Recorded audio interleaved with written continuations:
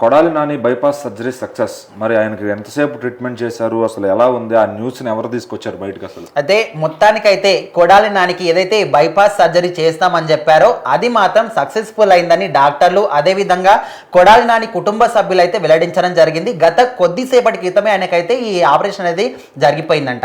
అయితే ఈ ఆపరేషన్ని దాదాపుగా 8 గంటల పాటు శ్రమపడి డాక్టర్లు అయితే చేశారు.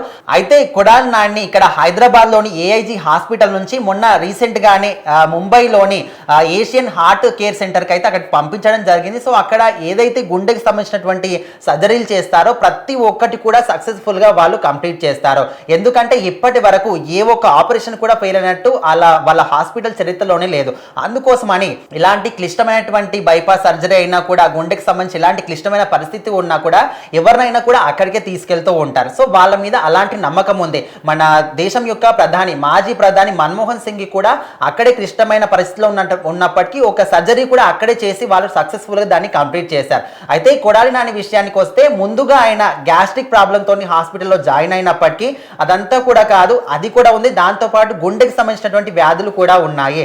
3 రక్తనాళాలు బ్లాక్ అయిపోయాయనే విధంగా ఇక్కడ ఏజీ హాస్పిటల్లో డాక్టర్లు చెప్పారు. అయితే వాళ్ళు సర్జరీ చేయాల్సి ఉంటుంది. కాకపోతే ఆ సర్జరీకి కొడాలి నాని యొక్క బాడీ కండిషన్ మాత్రం సహకరించట్లేదు, ఇక్కడ మా వల్ల కాదనే విధంగా ఇక్కడ ఉన్నటువంటి డాక్టర్లు అయితే చేతులు ఎత్తేసారు. సో మరి ఇక్కడ నుంచి ముంబైలోని ఏషియన్ హాస్పిటల్కి తరలిస్తే అక్కడ వాళ్ళు కంప్లీట్గా సక్సెస్ఫుల్గా చేస్తారని చెప్పేసి సో ఎయిర్ అంబులెన్స్ ద్వారా అక్కడికైతే పంపించారు. సో 3 రోజుల పాటు కూడా ఆయన్ని అబ్జర్వేషన్లో ఉంచిన తర్వాత ఈ యొక్క బైపాస్ సర్జరీని అయితే వాళ్ళు మొదలు పెట్టారు. 8 గంటల పాటు శ్రమ పడిన తర్వాత ఆ సర్జరీ మాత్రం సక్సెస్ఫుల్ అయింది. సో ఇప్పుడు ఇంకా 3 రోజుల పాటు అబ్జర్వేషన్లో ఉంచిన తర్వాత వాళ్ళైతే ఇంటికి పంపిస్తారా లేకపోతే ఇంకా కొన్ని రోజులు అక్కడే ఉంచుకుంటారా ఒక విషయాన్ని అయితే చెప్తారంట. సో మొత్తానికి ఇక్కడ సర్జరీ మాత్రం సక్సెస్ అయిందని తెలిసిన తర్వాత వైసీపీ నేతలు కావచ్చు, తన కుటుంబ సభ్యులు కావచ్చు, చాలా హ్యాపీగా ఫీల్ అవుతున్నారు.